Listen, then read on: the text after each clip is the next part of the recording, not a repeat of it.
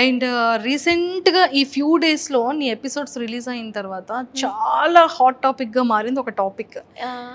ఏంటి నవదీప్ గారు శ్రీజ అని ఒక కామనర్ పర్సన్ అలా అనడం ఏంటి? ఓ వచ్చేస్తారమ్మా, ఒప్పుకుంటూ వచ్చేస్తారమ్మా ఊరు నుంచి, సంథింగ్ వర్డ్స్ యూస్ చేశారు. సో అది రియల్గా ఇన్సైడ్ స్టేజ్ మీద జరిగిన సిచ్యువేషన్ ఏంటి? అండ్ లాస్ట్లో అతను స్మైల్ ఇచ్చేది కూడా చిన్నది కనిపించింది. లైక్ నవదీప్ గారు అది కామెడీగా అన్నారా, సీరియస్గానే అన్నారా? Okay, everything what ever happened అది మీకు ఆర్గానిక్ గానే చూపిస్తున్నారు. అతను అట్లా తిట్టడం అదంటే యాక్చువల్లీ నవదీప్ గారు ఈజ్ వెరీ స్వీట్. ఆ అగ్ని పరీక్ష షో మీరు ఎంత చూస్తున్నారో అంత చూస్తే ఆ షో నడిపించేది నవదీప్ గారే. Is very energetic. అసలు మొత్తం షో అంతా కూడా మాస్టర్ మైండ్ అనమాట. అతను అంత మంచిగా ఉంది. బట్ ద థింగ్ ఈజ్ నాకు నిజంగానే ఆడియన్స్కి కొంతమందికి అది టాస్క్ ఫేర్ అనిపించింది, కొంతమందికి అన్ఫేర్ అనిపించింది. Most of the audience unfair అని ఫీల్ అయ్యారు.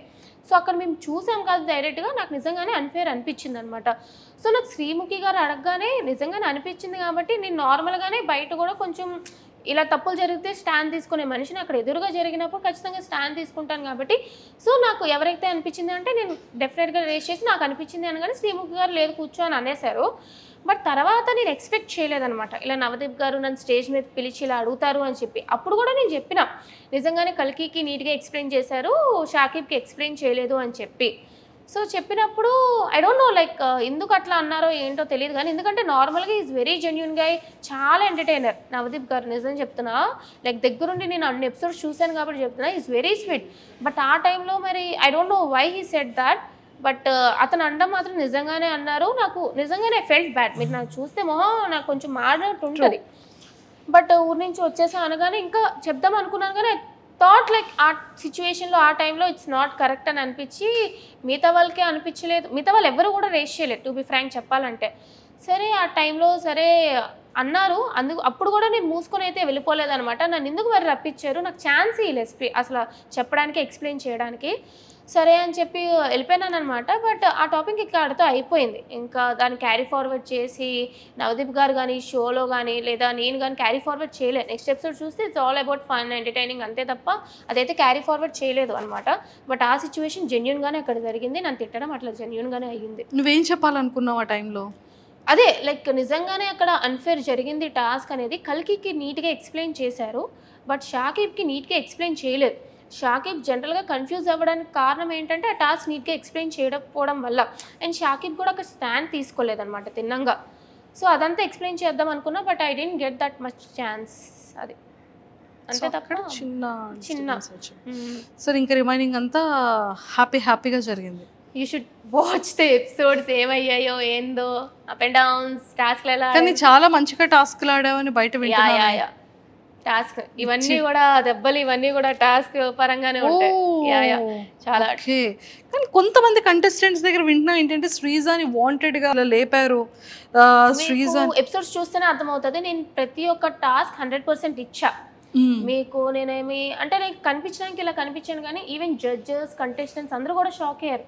ఏంటి పిల్ల ఫిజికల్ టాస్క్ ఇంత బాగా ఆడుతుందా అని చెప్పి. ఎందుకంటే రిమైనింగ్ అమ్మాయిలతో పోల్చుకుంటే నేను జిమ్కి అది వెళ్ళలేదు, యోగాకి వెళ్ళలేదు. బట్ చాలామంది రిమైనింగ్ అమ్మాయిలు అందరూ జిమ్ అని ఫిట్నెస్ అని ఎక్కువ మంది ఉండేవాళ్ళు. సో వాళ్ళు జనరల్గా స్ట్రాంగ్ అనుకుంటారు. నేను జిమ్ అది నా సాఫ్ట్వేర్ 24 గంటలు కూర్చొని పనే కాబట్టి నేను జిమ్కి అది ఎప్పుడు వెళ్ళలేదు. But once they have seen me in task they are literally shocked. లాస్ట్లో కూడా అందరూ నన్ను స్ట్రాంగ్ అనుకుంటూనే ఉన్నారు తప్ప వీక్ అని ఎవరు కూడా నాకు చెప్పలే.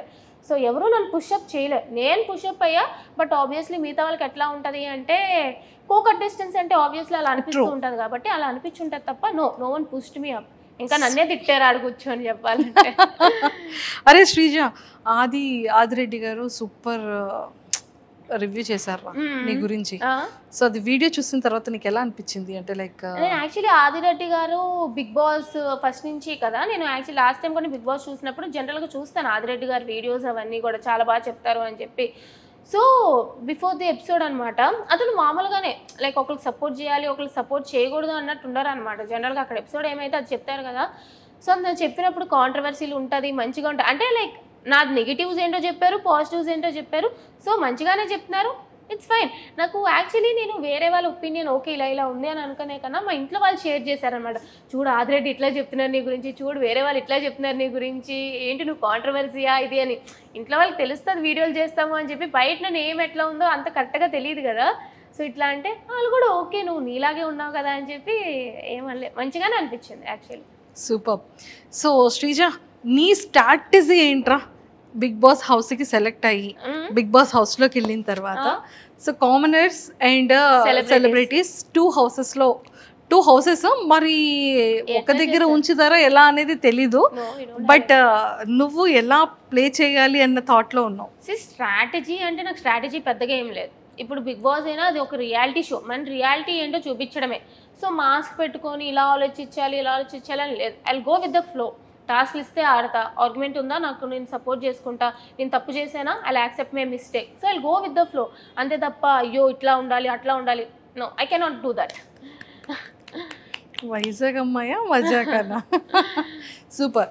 శ్రీజ, ఆఫ్టర్ బిగ్ బాస్ అగ్ని పరీక్షకి నీ స్టేజ్ మీద నీ ప్రోమో రాకముందు నీ లైఫ్ స్టైల్ ఎలా ఉండేది? ఈ 15 daysలో నీ లైఫ్ స్టైల్ ఎలా చేంజ్ అయింది? లేదు అంటే ఎక్కడికైనా నేను ముందు కొంచెం అంటే ఎంతైనా ఇంట్లో ఉంటాను కాబట్టి ఈ నైట్ ప్యాంటు నైట్ టాప్ వేసుకొని తిరగడం అలవాటు. వైజాగ్ అంతా అట్లానే తిరుగుతాను అనమాట. సో ఈ మధ్య ఏంటంటే కొంచెం బయటికి వెళ్ళినప్పుడు మరీ అంత మేకప్ కాకపోయినా సరే ఒక మంచి డ్రెస్ అయినా వేసుకొని వెళ్దాం, గుర్తుపడుతున్నారు అనమాట జనాలు. ఒక బాడేమక్క, అక్క నువ్వు బాగున్నాక, నా ఓట్లు మీకే వేసామక్క అని చెప్తుంటే ఐఎమ్ హ్యాపీ. అంతే తప్ప మరీ ఓవర్గా ఏం ఫేమ్ వచ్చేలేదు కానీ గుర్తుపడుతున్నారు జనాలు. సో యా, గుర్తుపడుతున్నారంటే హ్యాపీయెస్ట్ థింగ్ కదరా. Happy.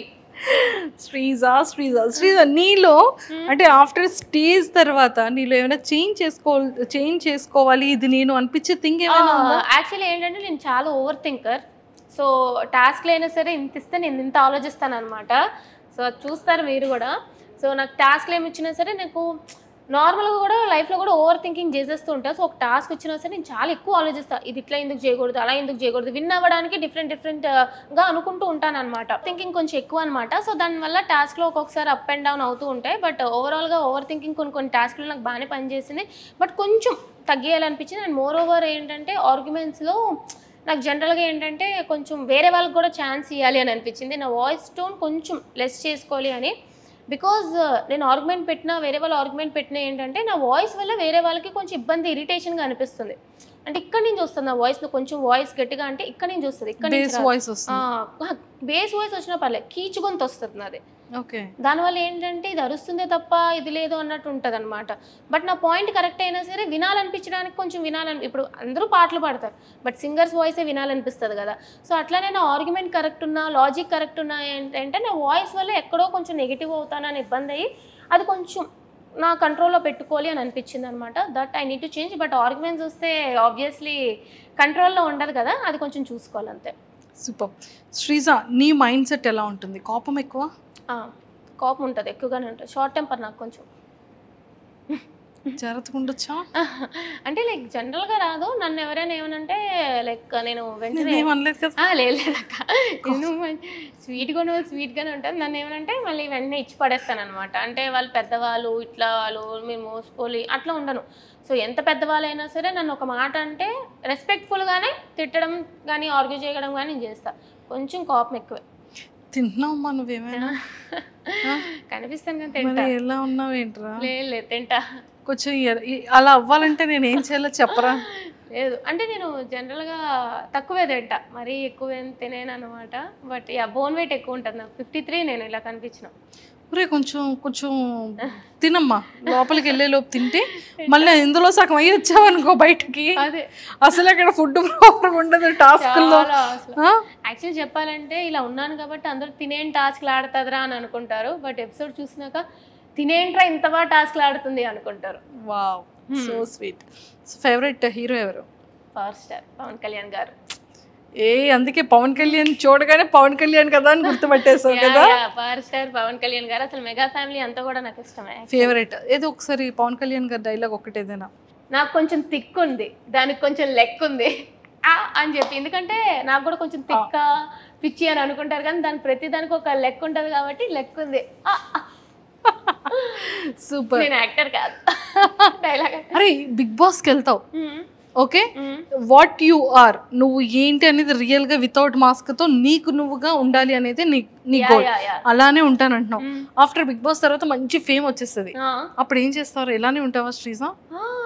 I'll go with my work actually. నేను బిగ్ బాస్ చేస్తా, విన్ అయిపోతా, మళ్ళీ వచ్చి I'll be back to my work actually. నేను సాఫ్ట్వేర్ జర్నీ లైక్ కంటిన్యూ చేస్తా, maybe YouTube blogs and everything. But yeah, అంతే తప్ప కొమ్ములు అనేవి రావు.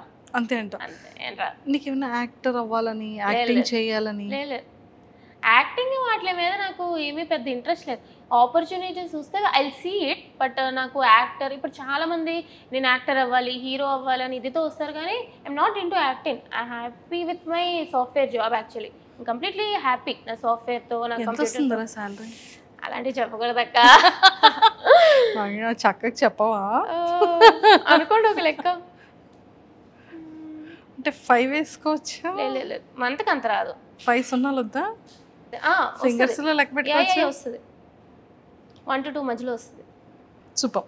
సో ఎక్కువగా నువ్వు యూజ్ చేసే యాప్ ఏంటి? యాక్చువల్లీ కిండల్ యూజ్ చేస్తాను, నేను నవల్స్ బాగా చదువుతాను అనమాట. అండ్ ఇన్స్టాగ్రామ్ యాక్చువల్లీ చాలా తక్కువ, నా రీల్స్ పోస్ట్ చేసుకుంటాను అంతే తప్ప ఎక్కువ వేరే వాళ్ళ రీల్స్ అట్లా ఏం కాదు. నేను నవల్స్ చదువుతూ ఉంటాను అనమాట. సో కిండల్, వాట్ప్యాడ్ ఇట్లా అనమాట. So yeah. శ్రీజ, బిఫోర్ నీ ఇన్స్టాగ్రామ్ ఫాలోవర్స్ ఎంత ఉండేవాళ్ళు, ఇప్పుడు ఎంత ఫాలోవర్స్ వచ్చారు? 60, అరౌండ్ 65, 60K. ఈ 2-3 డేస్లో 80+ అయ్యారు. విల్ సీ ఎంత 20,000+ ఫాలోవర్స్ వచ్చారు. సో ఫేవరెట్ ఫుడ్ ఏంటి?